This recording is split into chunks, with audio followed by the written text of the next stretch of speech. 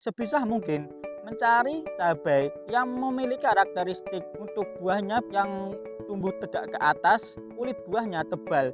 Dengan karakteristik kulit buahnya tebal, maka yang memiliki karakteristik batangnya kokoh dan juga mudah berkayu. Karena pada saat musim penghujan, untuk keadaan pH tanah pada lahan sahabat tani akan mudah. Pak Ramadhani umur 21 tahun. Tanaman udah umur 3 bulan setengah. Udah panenan ke 6 kali, interval pemetikan 3 hari sekali. Kemarin dapat harga 74 ribuan. Untuk pohon langgeng 58 ini cabenya cenderung lebih besar dalam panenan. Untuk panenan pertama hingga akhir itu tetap kualitas buah sangat bagus. Untuk tanaman yang sebelumnya itu juga bagus mas, tapi yang pohon ini cenderung pohonnya lebih tinggi dan buahnya lebih bagus lagi. Assalamualaikum warahmatullahi wabarakatuh. Kembali lagi di channel Benih Bertani TV, channel yang spesifik membahas tentang edukasi benih berkualitas pilihan petani Indonesia. Bersama saya Ahmad Sultoni. Baik sahabat tani, pada video kali ini saya akan merekomendasikan salah satu cabai yang sangat cocok bagi sahabat tani untuk tanam pada saat musim penghujan. Karena dengan karakteristik cabai ini sangatlah cocok ditanam pada musim penghujan, karena untuk serangan hama ataupun penyakit yang akan menyerang pada saat musim hujan akan sedikit diminimalisir dengan karakteristik cabai ini. Bagaimana karakteristiknya? Selengkapnya setelah yang satu ini.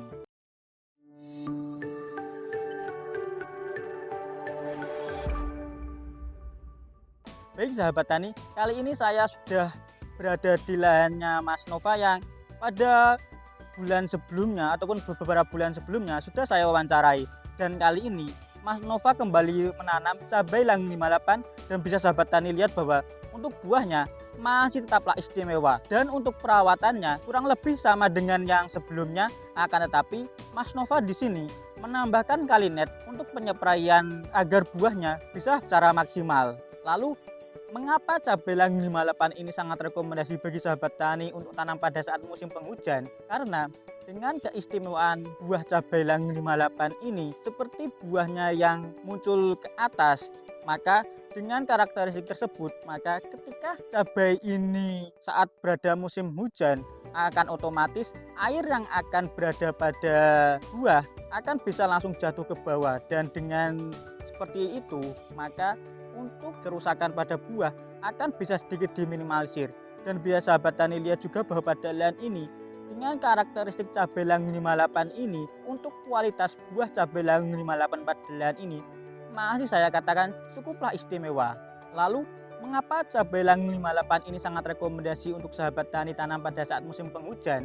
Karena dengan keistimewaan buahnya yang memiliki kulit buah yang tebal dan juga padat, maka untuk serangan lalat buah ataupun serangan antraknos ataupun serangan penyakit yang menyerang pada bagian buah akan bisa sedikit diminimalisir.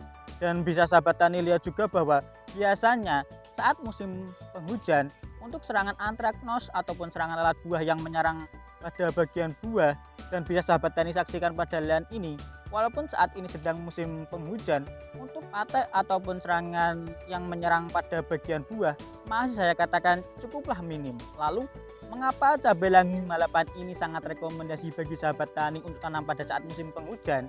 Karena dengan karakteristik keistimewaan dari cabai Langgeng 58 ini, bisa sahabat tani lihat dari dekat bahwa batang Langgeng 58 ini batangnya sangat kokoh dan juga mudah berkayu. Dan bisa sahabat tani lihat bahwa pada lahan ini dengan karakteristik tersebut yang biasanya saat musim penghujan untuk serangan layu fusarium akan lebih merajalela. Akan tetapi pada lahan ini dengan keistimewaan batang dari cabai Langgeng 58 ini memiliki karakteristik batang yang kokoh dan juga mudah berkayu, maka untuk serangan layu fusarium akan bisa sedikit diminimalisir. Dan bisa sahabat tani lihat bahwa pada lahan ini untuk serangan layu fusariumnya saya katakan cukuplah minim. Lalu mengapa cabai Langgeng 58 ini sangat rekomendasi bagi sahabat tani untuk tanam pada saat musim penghujan seperti saat ini? Karena dengan keistimewaan sebelumnya yang saya sudah jelaskan, bisa sahabat tani lihat bahwa keistimewaan yang paling istimewa pada cabai Langgeng 58 ini adalah bisa sahabat tani lihat dari dekat, jarak antar ruasnya bisa dikatakan cukuplah pendek.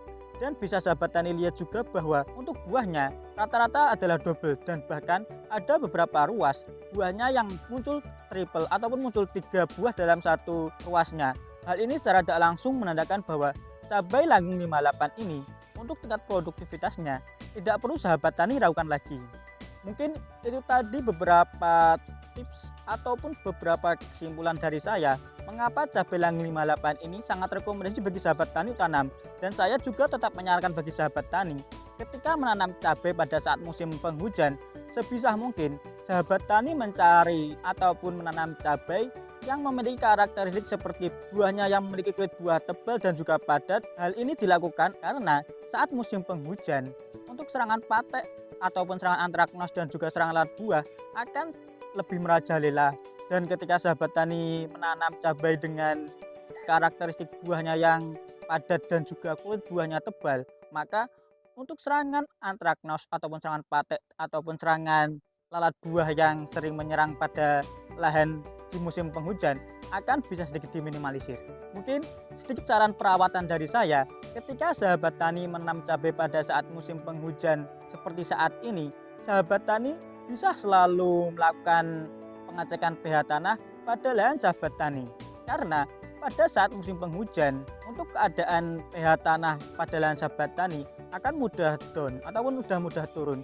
Hal ini juga merupakan salah satu cara ketika sahabat tani sering melakukan pengecekan pH tanah, maka sahabat tani akan bisa melakukan perawatan sesuai apa yang diinginkan oleh tanah pada lahan sahabat tani. Lalu saran dari saya, ketika sahabat tani menanam cabai pada saat musim kemarau, sahabat tani bisa meninggikan bedengan pada lahan sahabat tani.